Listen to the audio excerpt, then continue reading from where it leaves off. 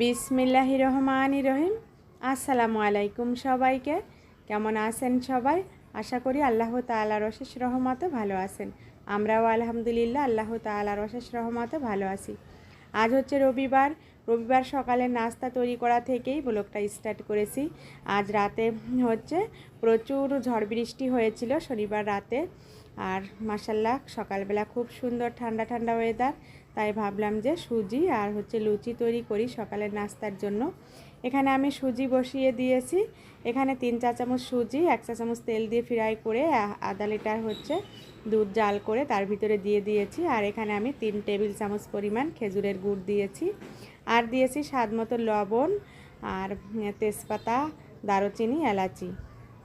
সুজিটা রান্না করা হয়ে গিয়েছে আর একটু নরম করেই রান্না করেছি, এটা ঠান্ডা হলে জমে যাবে। আর একটু লিকুইড থাকলেই তানবীরের বাবা খেতে লাইক করে।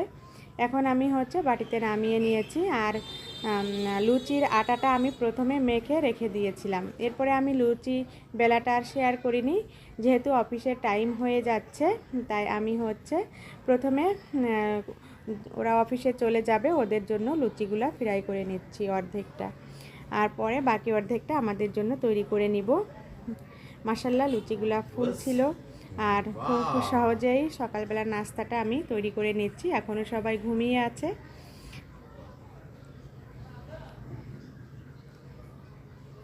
আশা করি আজ ভিডিওটাও আপনাদের অনেক অনেক ভালো লাগবে। আর দুপুরে কি রান্না বান্না করি সেগুলোও শেয়ার করব।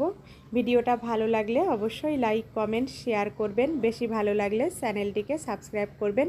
আমার সাধারণ লাইফস্টাইলের সাধারণ কাজকর্মই আপনাদের সাথে শেয়ার করি। যদি কারো ভালো লাগে তাহলে আমার চ্যানেলটিকে সাবস্ক্রাইব করে রাখবেন। যারা পেজ থেকে দেখবেন ফলো দিয়ে রাখবেন। আর এভাবে করে আমি সবগুলা লুচি ফ্রাই করে নিব। তারপরে হচ্ছে ওদের নাস্তাটা রেডি করে দিয়ে আমি হচ্ছে আমাদের নাস্তাও রেডি করে নিব।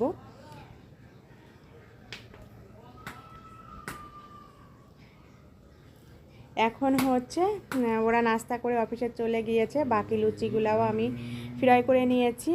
আর আমার ছেলে তানবীর যেহেতু হচ্ছে সুজিটা খায় না, এজন্য হচ্ছে আমি মুরগির মাংস ভিজিয়ে রেখে দিয়েছিলাম আর মশলা করা ছিল।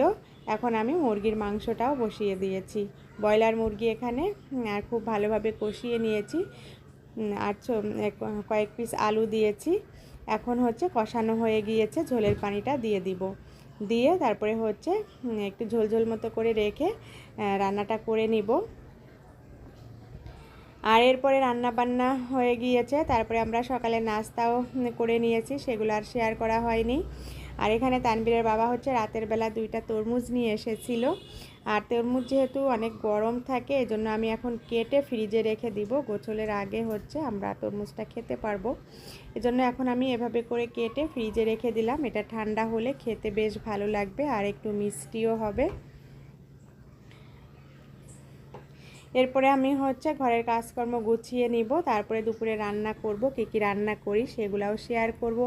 আশা করি আমার ফুল ভিডিওটা দেখবেন, আমার সাথেই থাকবেন।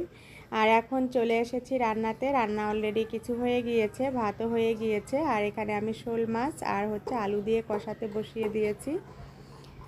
এখানে বেগুন ভাজা করেছি পেঁয়াজ কাঁচামরিচ দিয়ে। আর ভাতটাও হয়ে গিয়েছে।